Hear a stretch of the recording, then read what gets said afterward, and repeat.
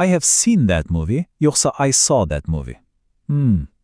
Əgər bu sual sizin də başınızı qarışdırırsa, heç narahat olmayın. Doğru ünvandasınız. Bugün biz present perfect və past simple arasındakı o incə, amma çox vacib fərqi bir dəfəlik aydınlaşdıracağıq. Elə edəcəyik ki, bir daha heç vaxt səhv etməyəsiniz. Hazırsınızsa, başlayaq. Bilirsiniz, istər imtahanda olsun, istərsə də gündəlik söhbətdə bu ən çox edilən səhvlərdən biridir. Amma qorxmayın, bugün bu problemi kökündən həll edəcəyik və sizə bu səhvdən yayınmağın ən asan, ən effektiv yolunu göstərəcəyəm. Yaxşı, bəs biz hansı cümlənin doğru olduğunu hardan bilək? Seçimin nəyə əsasən etməliyik? Bax, bütün məsələ bundadır. Və cavab? Cavab əslində düşündüyünüzdən qat-qat sadədir. Gəlin indi birlikdə baxaq. Deməli, gəldik əsas məqama. Qarşılaşdırma anı, ringin bir tərəfində present perfect, o biri tərəfində isə past simple. Onları bir-birindən ayıran o əsas nüansı anladıqdan sonra, inanın mənə, onları bir daha heç vaxt qarışdırmayacaqsınız. Gəlin çox sadə, konkret bir nümunəyə baxaq.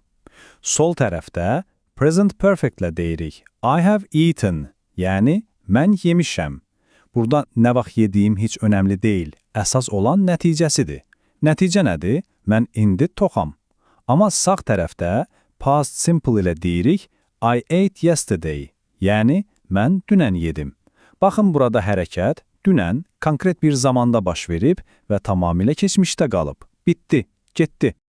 Yaxşı, nümunələr aydındır.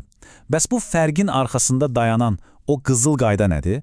Gəlin dişin, belə deyək, ən can alıcı nöqtasına keçid alaq. Yəni, hansı zamanı nə vaxt istifadə etməli olduğumuzu dəqiqləşdirək. Və budur. Bütün sir bu iki ifadədə gizlənib.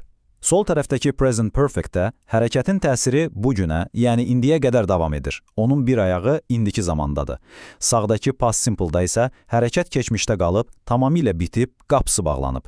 Bax, bu iki cümləni yadda saxlasanız, demək olar ki, bütün işi həll etmisiniz. Gəlin present perfect-in məntiqini bir də anlayaq. Təsəvvür edin, hadisə keçmişdə olub, amma onun nəticəsi, təsiri indi, bu an hiss olunur. Məsələn, I have lost my keys deyirəm. Bunun tərcüməsi təkcə açarlarımı itirmişəm deyil. Əslində demək istədiyim budur. Açarlarımı itirmişəm və buna görə də indi evə girə bilmirəm. Gördünüz, keçmişdəki hərəkət indiki vəziyyətimə birbaşa təsir edir. Past simple-sa sanki bir tarix kitabıdır. Hər şey keçmişdə, konkret bir anda baş verib və elə ordaca qalıb. Məsələn, I lost my keys yesterday, yəni dünən itirdim.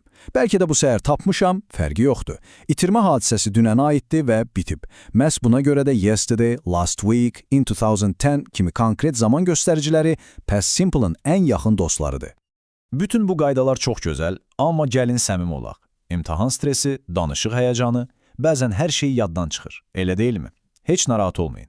İndi sizə bu fərqi beyninizə həkk edəcək çox sadə, amma çox güclü bir fən göstərəcəm. Planımız cəmi 2 sadə addımdan ibarətdir. Birincisi, əsas prinsipi anlamaq. Hərəkətin indi ilə əlaqəsi var, yoxsa tamamilə keçmişdə qalıb. İkincisi və məsələnin ən təsirli həll yolu hər gün sadəcə bir cüt nümunə əzbərləməkdir. Məsələn, bugünkü missiyanız sadəcə bu iki cümləni yadda saxlamaqdır. I have eaten və I ate yesterday. Bu qədər sadə. Bax, bu həqiqətən də qızıl dəyərində bir məsləhətdir. Saatlarla quru qrammatika qaydalarını əzbərləmək yerinə hər gün bir cüt real nümunəni yadda saxlamaqla siz beyninizi bu fərqi avtomatik olaraq hiss etməyə öyrədirsiniz. Bu, eyni ilə velosiped sürməyi öyrənmək kimidir, nəzəriyyə ilə yox, hərəkətlə yadda qalır. Beləliklə, artıq bütün alətlər sizin əlinizdədir. İndi top sizdədir. Növbəti dəfə cümlə qurmazdan əvvəl özünüzdən soruşun. Bu hərəkətin indi ilə bir əlaqəsi var, yoxsa o sadəcə keçmişdə qalan şirin bir xatirədir? Bax, bu sadə sual sizə hər zaman doğru yolu göstərəcək. Unutmayın, hər gün bir nümunə əzbərləməklə bu bacarığı bir vərdişə çevirəcəksiniz. Hamınıza uğurlar.